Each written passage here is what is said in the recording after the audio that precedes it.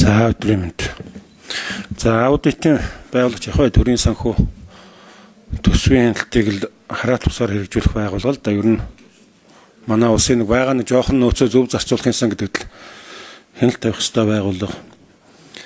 Төрүүчийн төсвийн байнгын хорооны бие хурал дээр бол байр суурь хэлсэн ер нь яг аудитын байгууллага одоо байгаа хуулийн яг ийм та энэ хуулийнхаа хүрээнд орж ирж байна. Гэхдээ аудитын байгууллагыг улсын хуралдах цөөнхөөсөө тавьдаг тийм жишг Европын орнууд ч байдаг. Тэгжээж хяналтыг хэрэгжүүлдэг. Хараат тусаар ажиллах боломжийг нь гаргаж өгдөг. Одоо хамгийн гол нь юу болчиход байна вэ гэхээр энэ улсад ч нэг тийм хяналт гэдэг юм байхгүй боллоо л. Ядаж сөрөг хүчний хяналтаа их өстой сөрөг хүчинч хамтарчлаа. 3 нам хамтарсан засгийн газар бий боллоо. Та сайн хүн байж болно. Та төрийн мэргэсэн хүн байж болно. Өнөөдөр ингээд та нэлээл их махтаа сонсож байна. Таны тухай. Би таныг мэдэхгүй л. Гэхдээ ямар ч сайн хүн байгаад улс төрийн шахалт хараат тусаар ажиллах боломжийг хангахгүй болдгоо л байхгүй юу. Тэгэхээр аудитын байгууллага гэдэг байгууллагыг би эх 7 хоногоос хуулийн өөрчлөх асуудал оруулж ирж байгаа. Манай хуулийн баг ажиллаад тухайн үедээ одоо улсын хурлын цөөнх болсон аудит болон авилгатай тэмцэх газрынхаа удирдлагыг өгч явах хэрэгтэй гэсэн юм байр суурьтай байгаагаа дахин хэлье. За уг нь аудитын байгууллага одоо ингээ санхүүгийн гүйцэтгэлийн нийцлийн аудит гэдэг маш их санхүүтэй харьцдаг. Та бол хуулийн хүн юм байна. Уг нь бол яг бас нэг тайлан балансаа уншчихдаг, хэн нэгний оруулж ирж байгаа материалыг өөрөө юу ачдаг.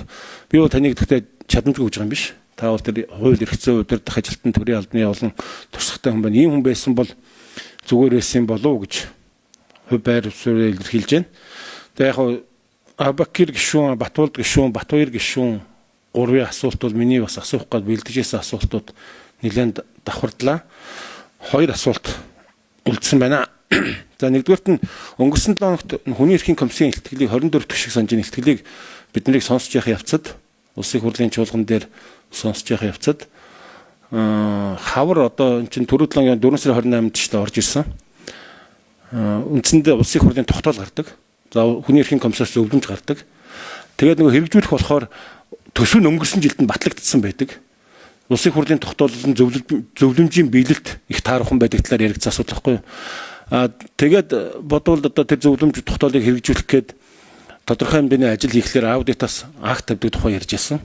Үүнийг зохицуулах тал дээр өөрөөр хэлбэл яг төсөв нь өмнөх хонд батлагдсан ч гэсэн хүний эрхийн мэдээж хуулиараа болохгүйсэн төсвийн тодголоор байна уу? Энэ тал дээр яг ямар бодол цаашдаа баримтлах бай. Тэгэхгүй болохоор улсын хурлаас гарсан тогтоол энийг төрийн албаны ажлын уялдаа холбоотой асуудал байгаа юм л да. Гэхдээ үүнийг зохицуулахын тулд яах вэ гэдэг асуулт. За хоёр дахь нь та ингээд эдийн засгт төрийн оролцоо маш өндөр болсон үед дээрэс нь ингээд намууд хамтарсан үед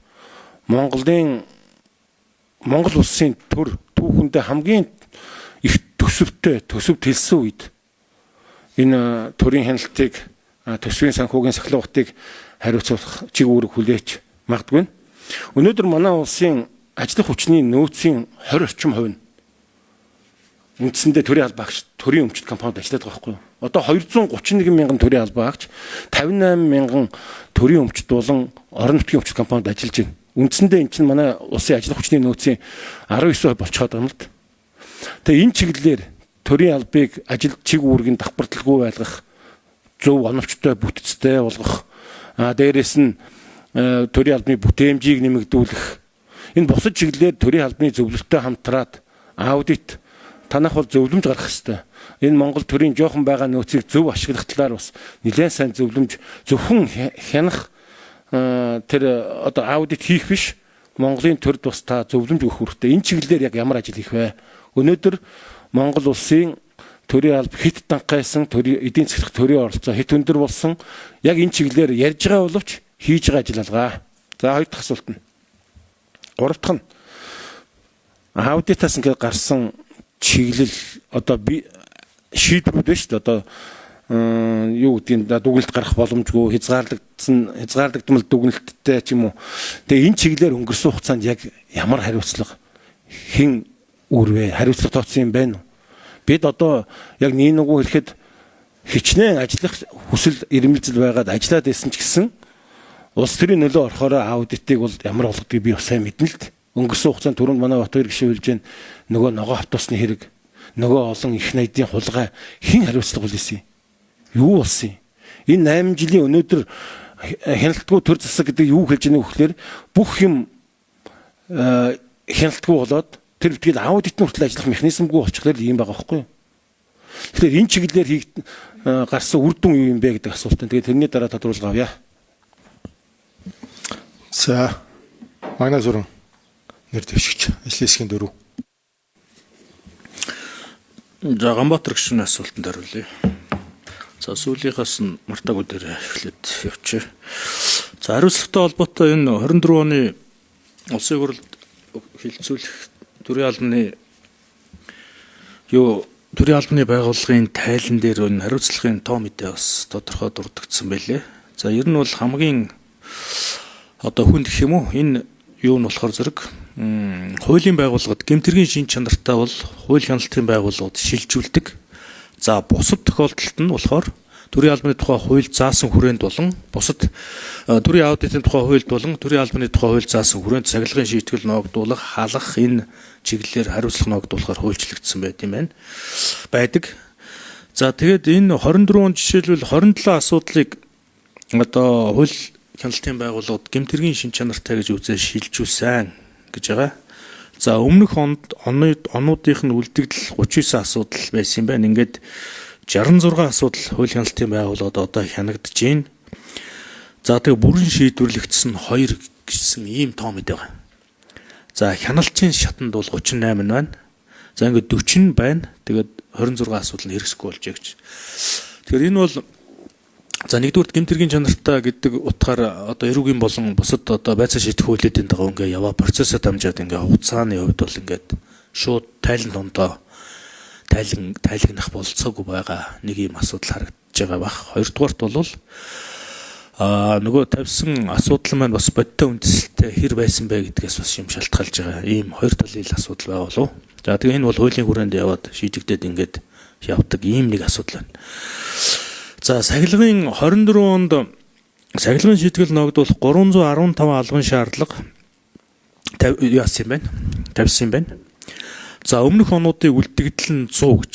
За ингэхээр одоо ингээд 415 сахилгын шийтгэл ногдуулах албан шаардлагын хэрэгжилтээс урд ондоо 64, за энэ ондоо 257. За энэ бол 81.5% бэлттэй байна гэдэг.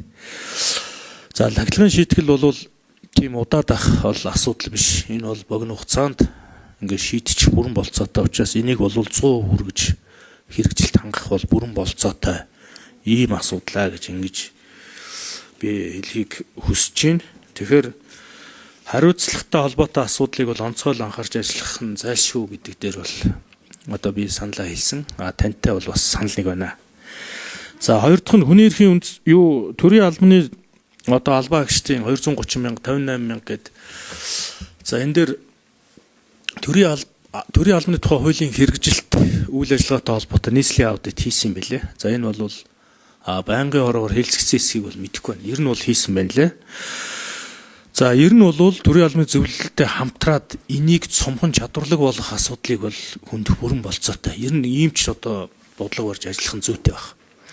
Одоо бид нар жишээлбэл би үндэсний аудитын газар гэж бодоход 1000 хүнийг хэдэн мянга болгоод ч өнөөдөр төсөвт хэлж байгаа, эдийн засгт хэлж байгаа ийм нөхцөлд бүгдэнд нь хүрч ажиллах юм болцоо бол хүний хүчээр хүрнэ гэдэг бол өөрөөс их асуудал болсон. Тийм учраас техник технологийн дэвшил тэр жишээлбэл урд хөршид ихэд хиймэл оюухан ашиглаад энэ тайлагнал юутай холбоотой ингээд их хийсэн байна лээ. Энэ чиглэлийг барих нь бол зүйтэй гэж үзэж байгаа.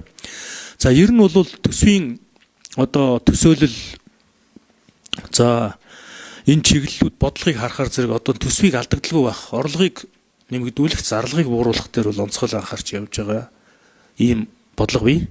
2025 онд гэхэд бол за 2% алдагдал 2%-аас хэтрэхгүй өгвөл ашигтай байх хэрэгтэй гэдэг ийм юу. Тэгээд тэрнээс цааш бол алдагдал байх хэрэгтэй гэдэг ийм бодлого байгаа учраас энэ лүү чиглэж ажиллах нь бол онцгой чухал.